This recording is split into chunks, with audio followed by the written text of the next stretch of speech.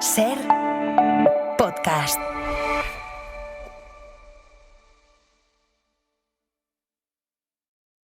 Hola, buenas tardes. Suerte que en la radio de vez en cuando podemos poner música, porque ya lo siento que un día más tengamos que abrir esta ventana escuchando tambores de guerra. Bueno, tambores no, nada de metáforas. Aquí lo que se escucha sobre el terreno son las bombas, las alarmas y después el griterío que rodea ahora mismo el incendio desatado en Oriente Medio.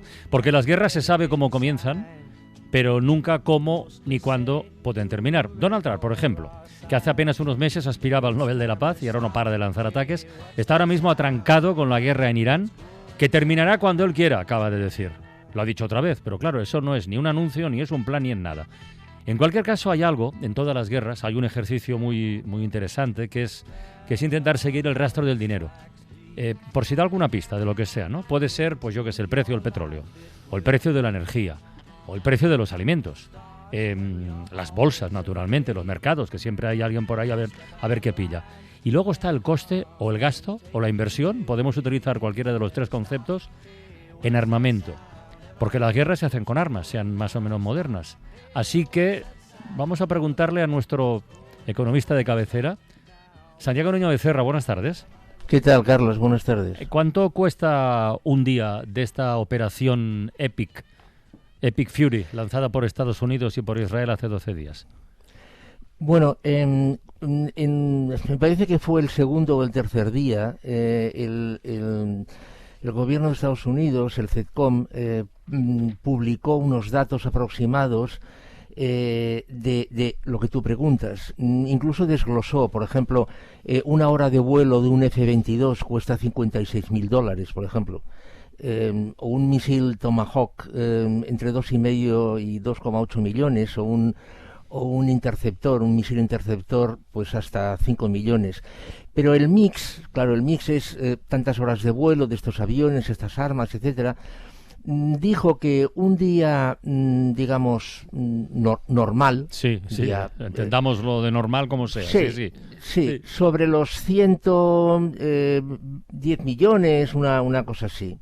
Un día más intenso, en el que se utilicen más cosas, hasta 380 millones. Y un día realmente muy duro, muy intenso, con mucho fragor de combate, hasta 800 millones. Hoy en día, ahora, en este momento, como nota estándar, se estima que un día puede costar $1.000 millones. Un día de guerra. Un día de esta guerra cuesta. E insisto, coste, gasto o inversión, porque aquí según quien lo mire y desde qué ángulo lo mire, ¿no? Porque las empresas que fabrican armamento, del tipo que sea, no estarán precisamente descontentas ahora mismo, imagino. Bueno, yo Carlos, es mi opinión. O sea, es decir, el armamento es un gasto. En todo caso, y pondré un ejemplo, en todo caso, una utilización que se haga a ese armamento y sea comercializable y utilizable por toda la gente, la humanidad. Entonces, eso sí que es una inversión. Ejemplo, en la guerra de los 6 días, los israelitas se dieron cuenta de que los egipcios podían interceptar sus walkie-talkies. Estamos hablando del año 62. Sí. Entonces sacaron el móvil. O sea, el móvil es un invento israelí, militar. Y ahí no los podían interceptar. Luego vino la comercialización de los móviles, que todos llevamos en el bolsillo. Bien, en ese paso sí que es una inversión. Pero previamente... Para mí es un gasto, o un coste. Santiago, Isaías, buenas tardes. Marta Delgado, buenas tardes. En Radio Mallorca, Matías Valles, buenas tardes. Buenas tardes, hola, Matías. Estamos ahí embrancados con Santiago, no se había ni saludado, perdonadme. Ya no sé ni lo que iba a preguntar. ¿Quién está ganando dinero con esta guerra, Santiago? Porque siempre hay alguien que gana dinero. Bueno, fundamentalmente y por encima de todo, las petroleras estadounidenses. Pero las estadounidenses. Clara. Sí, de una forma clara. Otras también ganan, pero a ver, ya depende de dónde estén sus yacimientos. Claro, las petroleras estadounidenses, gran parte de sus yacimientos están en Estados Unidos. Además, el petróleo de Estados Unidos tiene una característica, se le llama que es fluido y dulce, porque es un petróleo que es muy ligero y ya es muy puro cuando sale, ¿no? Petróleo de fracking, etcétera, ¿no? Entonces, es un petróleo que intercambian por un petróleo más pesado, con lo cual obtienen evidentemente un beneficio. Es decir, claramente, las empresas que están ganando son las empresas petroleras estadounidenses. Y luego están aquellos armadores que se juegan el cuello, literalmente, como por ejemplo, me parece que fue el lunes, que un petrolero pasó por Hormuz y fue de Arabia Saudí a Grecia. Claro, evidentemente se jugó el cuello, pero pasó. Entonces, supongo que ese viaje se pagó a millón la milla, Ya. Pero vamos, excepto las petroleras, yo no veo que haya muchas empresas que puedan ganar. Sobre todo porque se están realizando, además Irán lo acaba de reafirmar hace escasos minutos, que su objetivo ahora es atacar objetivos económicos. Sí. Hay una cosa, Santiago, Internet también es un invento militar, la famosa ARPANET que desarrolla el ejército americano. Y esta traslación a números de la guerra también permitiría calcular la equivalencia de los dólares por cada vida humana perdida, es decir, cuánto cuesta matar a cada ser humano que ha muerto en esta guerra. Pero manteniendo el análisis con frialdad, con la evaluación que has hecho de costes, se llevan gastados 11.000 millones de euros, de dólares en esta guerra. Es una buena inversión. Sí, a mil millones diarios que habéis dicho. ¿Es una buena inversión? ¿Es una inversión correcta? ¿Es una inversión favorable? Bueno, a ver, claro, aquí depende de el punto de mira donde se ponga. Claro, un petróleo, cuando se dijo que el petróleo podía llegar a los $200, incluso a los 250, Trump dijo que eso, aunque se llegara ahí, sería soportable y sería un coste muy pequeño para la seguridad de Estados Unidos. Ya. Entonces, ese coste o esa inversión, llámalo como quieras, para evitar eso, pues evidentemente lo es. Ya. Derivada del tema del petróleo, derivada directísima además, el precio de los combustibles, la gasolina. En Francia, el gobierno ya ha puesto en marcha un plan especial de controles intensivos a las gasolineras para evitar lo que estamos pensando todos, los posibles abusos con las subidas de precio, y de hecho ya se han empezado a sancionar algunas estaciones de servicio. Corresponsal en París, Lucía Riera, buenas tardes. ¿Qué tal? Buenas tardes. ¿Sabemos cuántas gasolineras se han inspeccionado?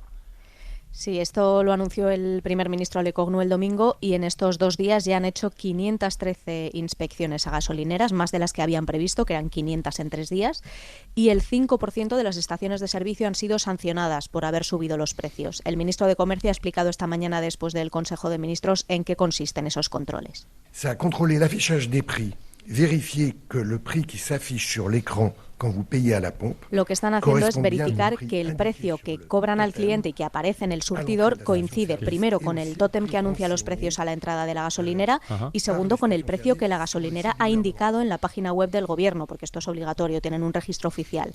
Y los 3 precios tienen que coincidir, si no se enfrentan a una sanción que puede ser de 3 o 5.000 euros si son pequeñas anomalías que pueden haber sido sin querer, o en caso de que esa anomalía detectada sea claramente un intento de engañar al consumidor, la multa puede llegar hasta los 300.000 euros. ¿Se contempla alguna medida adicional sobre el tema de los carburantes, aparte de estas inspecciones a estaciones de gasolina?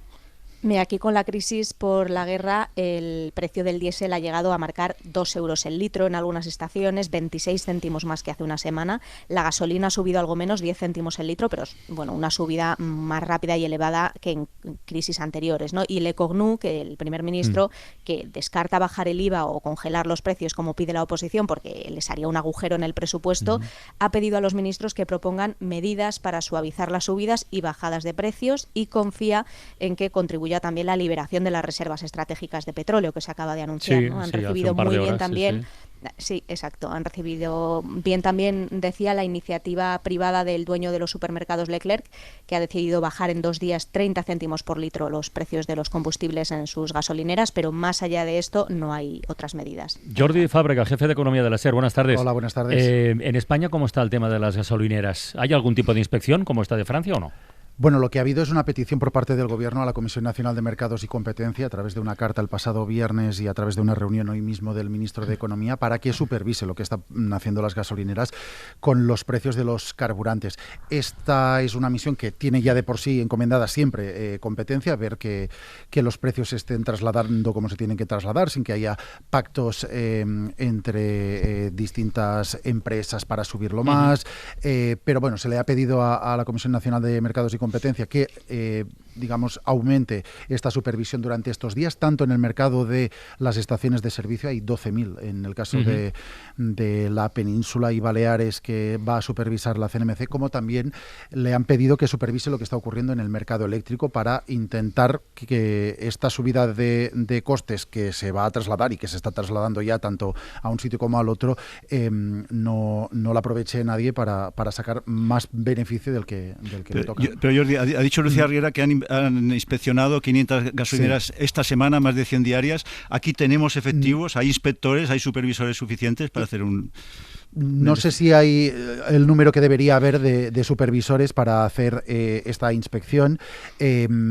Como te digo, competencia los tiene de por sí, los tiene trabajando siempre. Lo que no nos han dicho es si han hecho ya alguna inspección, digamos, a pie de calle durante estos días para ver si hay alguna gasolinera que no esté aplicando bien o esté intentando sacar tajada, digamos, de esta situación y de este contexto internacional. Santiago, dale.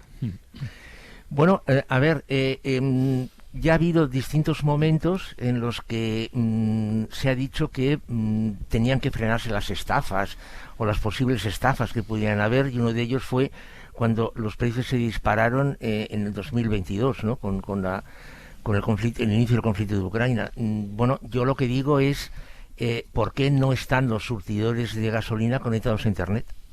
Esto tecnológicamente es muy sencillo, conectar a Internet los surtidores de gasolina y de aquí a la página correspondiente de donde sea, ¿no? Del Ministerio de Comercio, del Ministerio de Hacienda, de quien corresponda. Entonces se podía supervisar perfectamente qué precios se están anunciando y qué precios se están marcando los surtidores. Es que la radio del coche está conectada a Internet, por lo tanto cuesta pensar que no esté el surtidor. Si yo me meto en una calle en mi ciudad donde no puedo circular, inmediatamente me llega la multa automáticamente sin ningún problema. Así que me parece que hay más dificultades con multar o sancionar o inspeccionar según quién. Santiago, otra medida, ayer el presidente de Mercadona, Juan Roig, sugirió eliminar ahora mismo el IVA en la alimentación, o sea, dejaron el 0%, mientras dure la guerra de Irán, porque dijo, si suben las materias primas tenemos que subir precios. ¿A ti te parece viable esto o te parece que va en la buena dirección?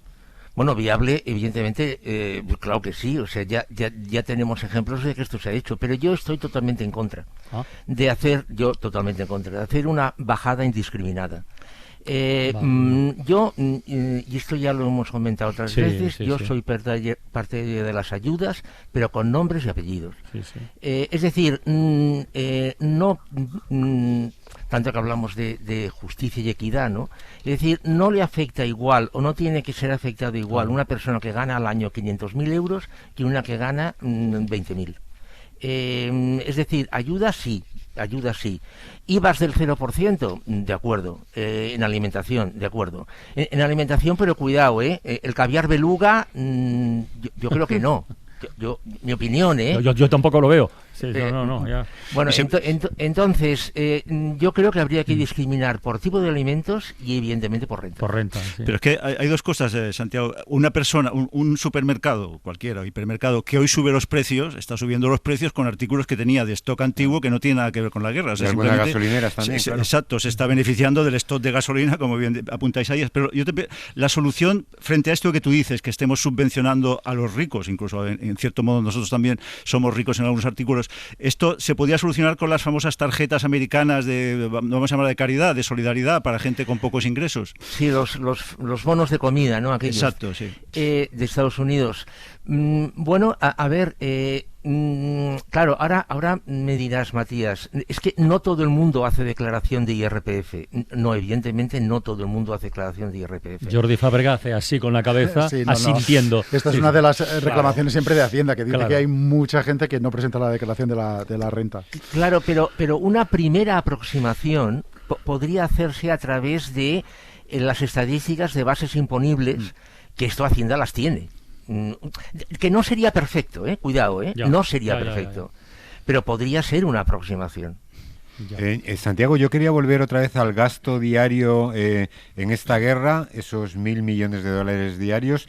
Claro, esto es un gasto, pero este es armamento que ya el país tiene, pero lógicamente si vacía los almacenes de armamento tendrá que gastar para nutrirlos, para mantener la guerra o para futuras guerras, ¿no? Cierto, y esta es una de las cosas que ya se están barajando, se están poniendo encima de la mesa.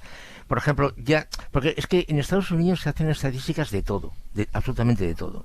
Ya se están estimando los días de interceptores de misiles que le quedan a Estados Unidos.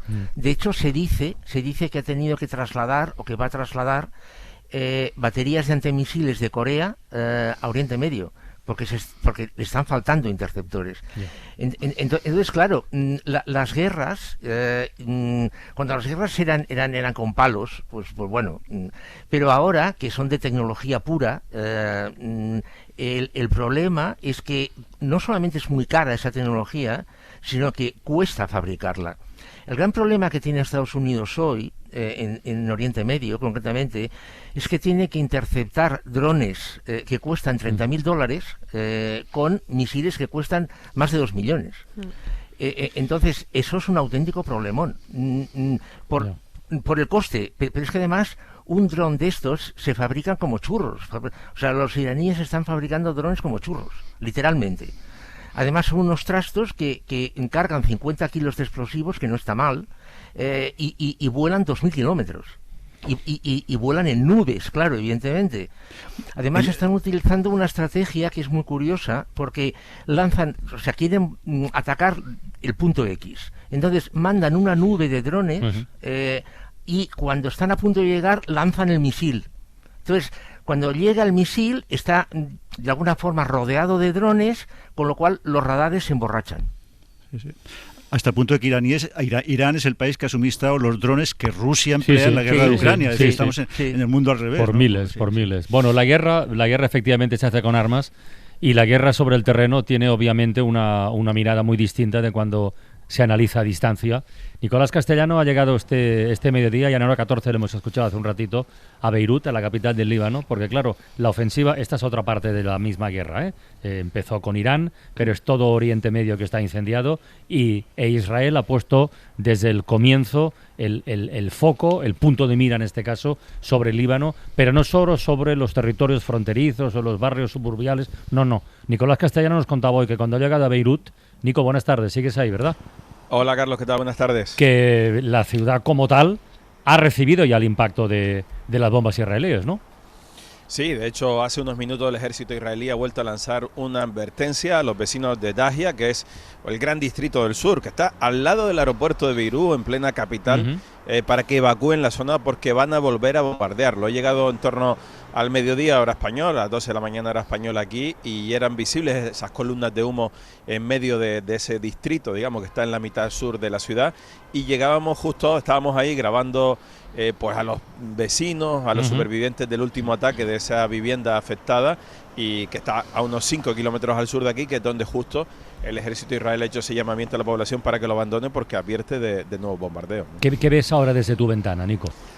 Pues mira, lo que veo ahora es una ciudad que convive con la guerra. Estoy en una de las avenidas principales donde hay muchísimo tráfico, donde están los taxis, donde funcionan los repartidores de comida con esas mochilas cuadradas tradicionales de cualquier servicio de reparto de comida a domicilio de cualquier ciudad. Estoy en el barrio cristiano, digamos, que aquí sí que hay gente que lleva una vida más normal, pero hay mucho tráfico porque va cayendo el sol y llega la hora de romper el ayuno. Estamos en pleno Ramadán.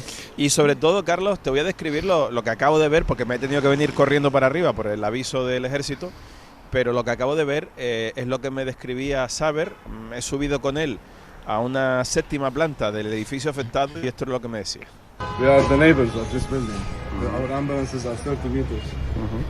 Me explica que él es vecino de este edificio, de hecho nos muestra al otro lado de la calle el edificio en el que él vive.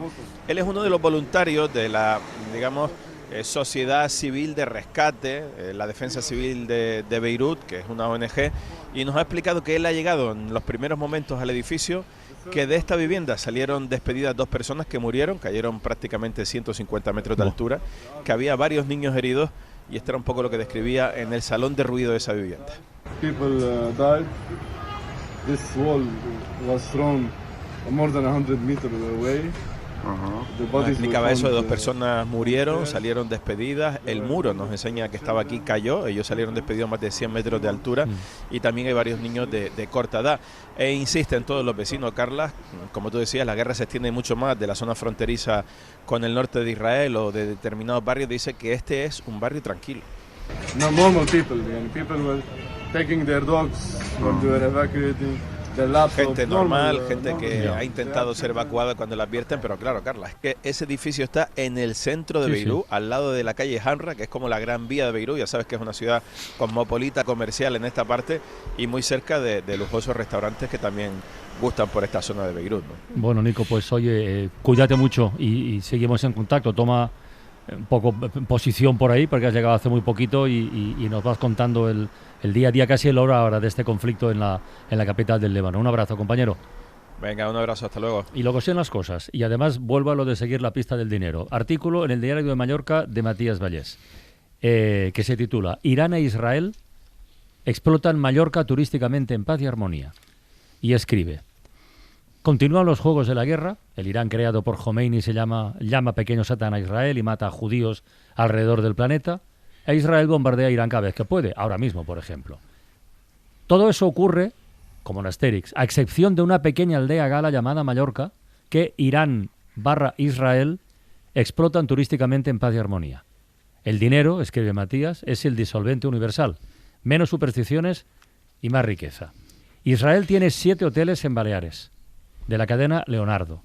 De esa cadena destacan el Leonardo Boutique Port Brutals o el Leonardo Royal Hotel Palma Nova Bay. Los ubicamos geográficamente porque se encuentran a 15 kilómetros mal contados del Steigenberger, Hotel and Resort Camp de Mar. Y aquí bastaría con refrescar a partir de otro titular que dijo en su día: los lazos con Irán expulsan a un hotel mallorquín de Booking y le anulan las reservas. Los vínculos siempre supuestos entre el establecimiento y los ayatolás se establecen a través del banquero iraní Ali Ansari, sancionado por el Reino Unido y considerado el financiero de la Guardia Revolucionaria y de los Jamenei. Y prosigue Matías en su artículo: Mallorca sirve de excepción a la regla universal de la convivencia imposible entre judíos y persas. La costa de Calvià y Andratx enmarca la mínima distancia entre empresas de gran envergadura de ambos países. Por ejemplo, a la entrada de los establecimientos del grupo Fatal en Londres se reparten octavillas donde se señala que cada libra que gastas en este hotel es otro ladrillo en el muro del apartheid. Y las plataformas de contratación, como Booking, no solo han retirado la cuenta de Steigenberger por sus vínculos iraníes, sino que han cancelado también centenares de reservas ya confirmadas. Y concluye: estábamos convencidos de hacer lo que fuera necesario para quienes habían perdido sus casas y su seguridad. Por tanto, también nos colocan a nosotros, a los mallorquines, en la diana de las represalias de Teherán o de Tel Aviv. Nadie dijo que ser mallorquín fuera fácil. Sí.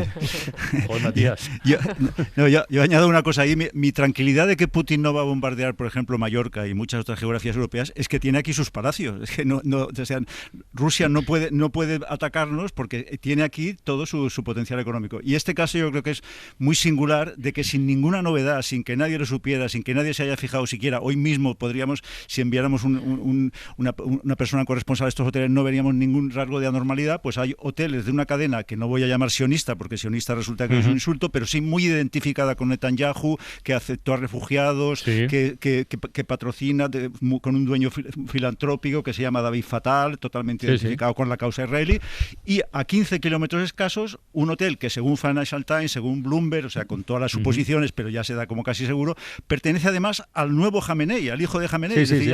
Antes de que hubiera la transición y la muerte del padre, ya se dijo que este hotel estaba vinculado con Jamenei. Y eso ocurre pues con absoluta normalidad, y eso yo creo que nos da un poco idea de esta disociación entre guerra y comercio, ¿no? O sea, el dinero va por otra parte, no tiene nada que ver. Por cierto, cuando la guerra o las guerras en plural se instalan en nuestro paisaje cotidiano, el miedo, que el miedo no tiene fronteras, pues provoca situaciones o provoca reacciones, bueno, que en otras circunstancias nos parecerían exageradas, pero vete tú a saber.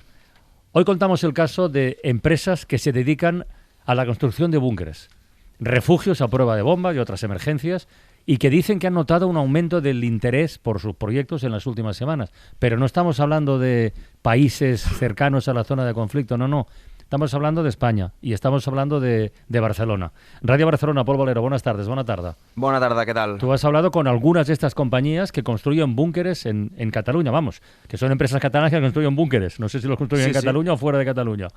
No, en todos sitios. Una de ellas es la empresa Búnker Barcelona, que tiene la sede en Olesa de Montserrat, que en las últimas semanas ha visto multiplicarse por 4 las consultas de información y ha cerrado 11 ventas. Así lo ha contado su gerente, Cristian Ortuño, en el programa Aquí Catalunya. Estan rebent moltes trucades i molta gent que volen per ja, volen comprar-ho ja. Más llamadas y gente que lo quiere ya. ¿Pero lo quiere ya dónde, Pol? En sus casas.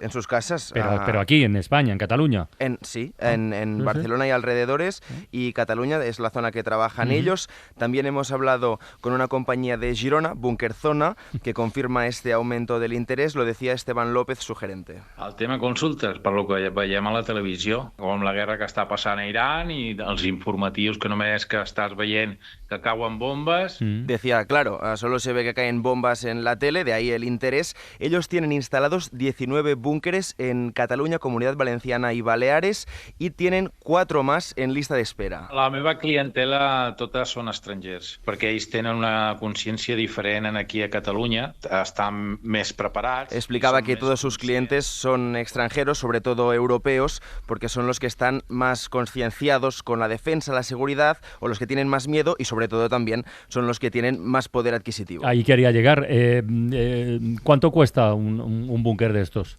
Los más sencillos cuestan entre 45.000 y 60.000 euros tenerlos en casa. Por ejemplo, un búnker de 30 metros cuadrados que tiene camas, cocina, lavabo, paredes blindadas, también muy importante una máquina esencial para filtrar el aire, y también un equipo de radio serían, pues esto, 45 o 60.000 euros. En el petit que tenim de 30 metres quadrats, aquest pot sobreviure entre 6 i 7 mesos. En canvi, els grans que ja fem ja pots estar-hi 2 o 3 anys. Però clar, este pequeño son unos 6-7 meses que puedes aguantar allí dentro, más grandes ya te permitirían estar allí 2 o 3 años, pero nos contaba Esteban que esto depende mucho de la psicología de cada uno, el aguante que tengas allí debajo tierra. Por eso mucha gente lo que hace es personalizar un búnker más grande, más complejo, que puede llegar a costar más de 2 millones de euros. I llavors, depèn el client, me demana que vol 4 lliteres o 3 lliteres o una sala de gamers, que li fem, o volen un petit casino. Han hecho búnkeres con todo, con oficinas, con salas recreativas, y de hecho Cristian nos comentaba que pueden hacer prácticamente cualquier cosa. Vols un spa en piscina, el que vulguis, el que t'imagines ho tens. O si no, fas una réplica de casa teva, por ejemplo, y estás igual a dalt que a casa. Hasta piscina, si quieres. Estos son los búnkeres en domicilios que o se construyen allí, debajo de la casa, o se hacen prefabricados en una nave industrial.